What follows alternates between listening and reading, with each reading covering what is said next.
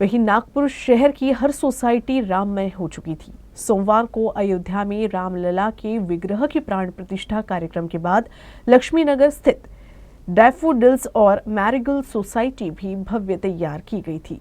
इस खास अवसर पर सोसाइटी में धार्मिक अनुष्ठानों के साथ ढोल ताशा पथक की भी पेशकश की गई।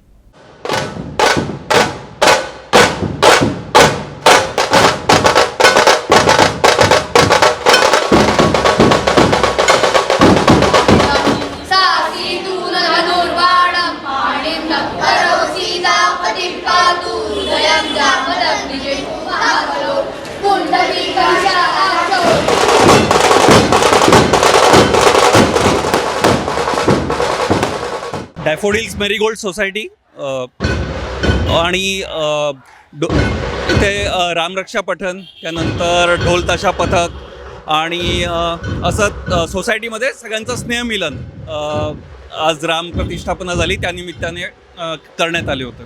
कशा प्रकारे उत्साह आहे सोसायटी? खूप जोरदार आहे। लोकांचा सहभाग, सगळ्यांचा सहभाग या कार्यक्रमात खूप छान मिळाला आहे आणि उत्साह अगदी सगळे राममय झालेले आहेत। नाही, उत्सव छोट्या प्रमाणातच आहे, म्हणजे घरगुती स्वरूपात असं सोसायटीमध्ये, पण सगळ्यांनी त्याच्यात सहभाग घेतलेला आहे।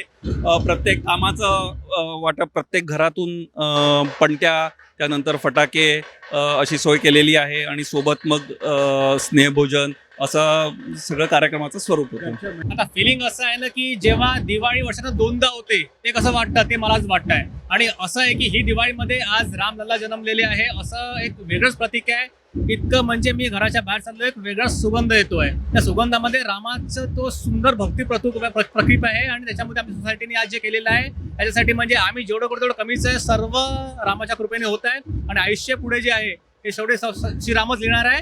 आम्ही सगळ्यांचं नाव बस एकच आहे की बस सगळ्यांच्या तोंडावर एकच नाव आहे, जय श्रीराम, जय श्रीराम, जय जय श्रीराम।